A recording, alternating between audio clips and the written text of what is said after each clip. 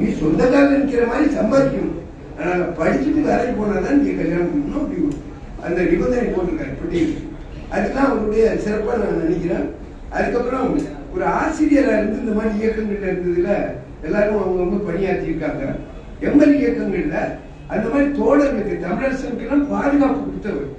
அதுக்கப்புறம் குறிப்பா ஒரு விஷயம் என்னன்னா, ஆசிரியரா இருந்து நேரடியாகவே பக்கத்துல ஜாதி ஒழிப்பு போராட்டத்துல நேரடியா போய் போராட்டத்துல களத்துல நின்றவர். அப்படி எல்லாரும் கொஞ்சம் அது பேரெல்லாம் கொஞ்சம் மாத்திக்குவாங்க, அதை இது பண்ணி அப்படி ஒரு மாதிரி செயல்படுவாங்க. அப்படியெல்லாம் இல்லாமல் வெளிப்படையாக நின்று அப்படி.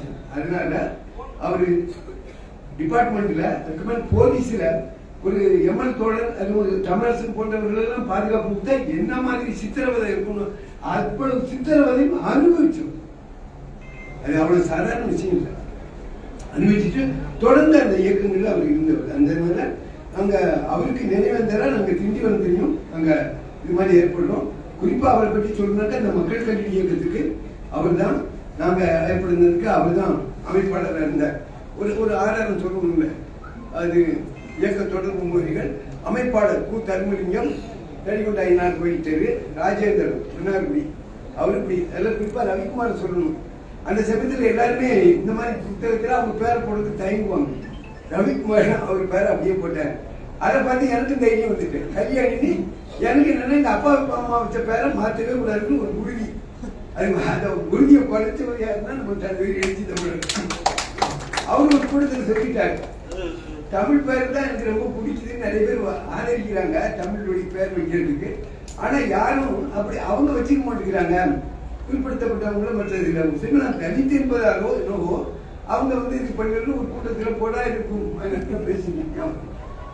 உடனே அப்போ ஒரு குற்ற உணர்வு வந்துட்டு உடனே மறுநாள் காலையில போன் பண்ணி, ஐயா என் பேரை மாத்திக்கிறேன். அது வரைக்கும் மாத்தல, எங்கேயும் மாத்தல. மாத்திட்டு மதுரையில் அப்போ 10,000 பேர் பேரை மாத்தினாங்க. அடுத்து அங்க போய் நானும் பிரபா கல்விமணி, அம்மா பேர் பிரமு, அப்பா பேரு ஜெயலலிதாவுக்கு தான் அந்த புகழ் சேரும். அம்மா பேரை முதல்ல போட சொல்லிட்டாங்க, அப்பா பேர் பாலையா பிரபா, சரி பிரபா நினைச்சா நினைச்சிட்டு போட்டோம். அப்படி அது ஒரு இது கலைமணி அதுதான் சொல்ற, கலைக்கு நமக்கு சம்மந்தம் இல்லையா, கல்விமணி நம்மளே சொல்லிக்க வேண்டியதானே. அப்படி அது வச்சு அப்படி வைக்கிறதுக்கு அதெல்லாம் நான் என் பேர் அவங்க 2 பேர் பேர் தான் எங்களுடைய ஒரிஜினல் பேர் இருக்கும். ஏதோ இரா சுப்பிரமணியம் ஒருத்தர். அந்த அடிப்படையில் இந்த இயக்கங்களாக தான் செயல்பட்டோம். அவருடைய இது உடனே என்னால் வர முடியல, எனக்கு பெரிய குற்றம் ஒன்று. உடனே தகவல் சொன்னோம். உடனே தலைவர் ஏற்பாடு பண்ணி பெங்களூர்ல இருந்தே அறிக்கை அனுப்புனாங்க. உங்க கட்சி பேர் நம்ம பொதுச் செயலாளர் ரவிக்குமார் உட்பட்டு வன்னியரசு நினைக்கிறேன் 2 பேர் உடனே மறுநாள் அவங்க வீட்டுக்கெல்லாம் போய் அந்த தேதி செலுத்தியது. அதே மாதிரி இன்றைக்கு இந்த நிகழ்ச்சி ஏற்பாடு செய்தது, இதெல்லாம் அவங்க குடும்பத்துக்கு ஒரு நல்ல இது. இதை தொடர்ந்து நாங்கள் திண்டிவனம் தெரியும், நாங்கள் நடத்துகிற அந்த தாய் தமிழ் பள்ளியையும் அவங்களுக்கு ஒரு நினைவேந்தல் கூட்டம் நடத்தி அவருடைய படத்திறப்பு நடத்துவோம், அவருடைய நினைவை கொண்டாடுவோம்.